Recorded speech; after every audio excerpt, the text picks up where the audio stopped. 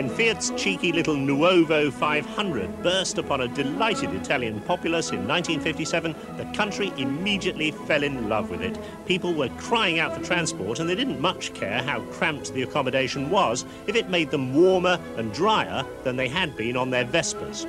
The 500 finally ceased production in 1975, but now, after a 17-year gap, the name's been revived for Fiat's new Cinquecento. That's 500 in English. Fiat launched the car to the world's press in Rome earlier this year, and those expecting another clockwork mouse on the lines of the 500 and 126 were to be disappointed. Cinquecento is a proper car, and we brought one to Oxford's dreaming spires to see how it performed both as a city car and as transport round the Oxfordshire lanes. At just 10.5 feet long and under 5 foot wide, it's very compact, slightly longer than a Mini, though with a lot more headroom.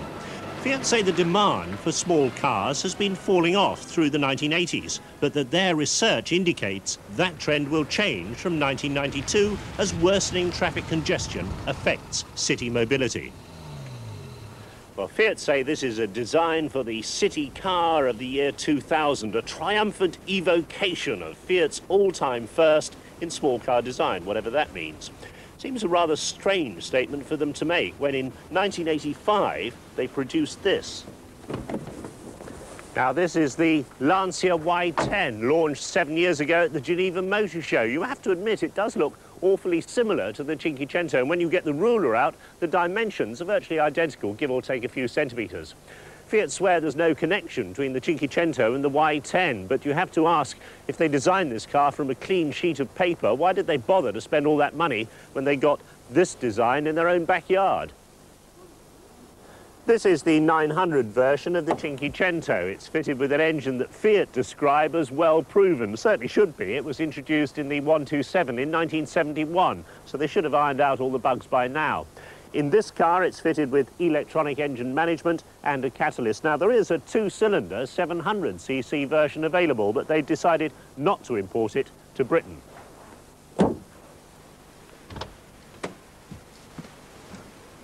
There really is a surprising amount of room in here, especially given the compact overall dimensions.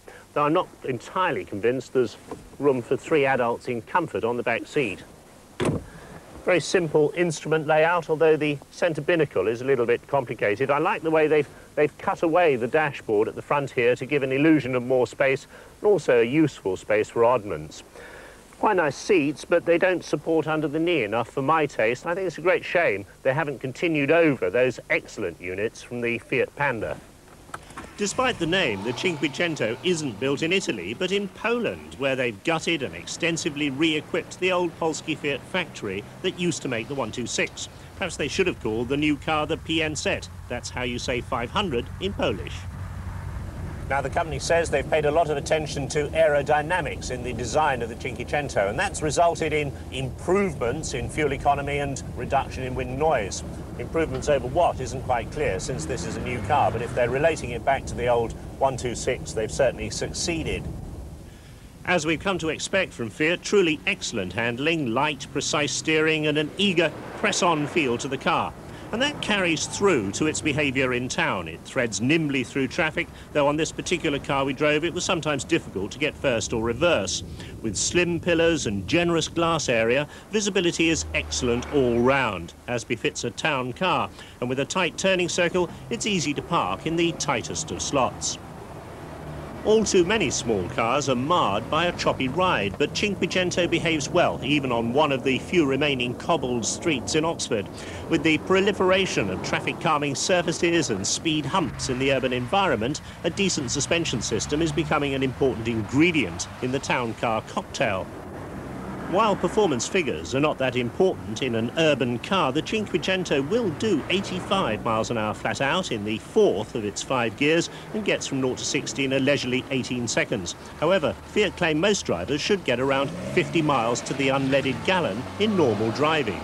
I do like it when manufacturers match the tone of the horn to the character of the car, and in the Cinquecento they've got it absolutely right. We won't be hearing that cheerful note in Britain until early next year, when it becomes Fiat's entry-level car below the Panda.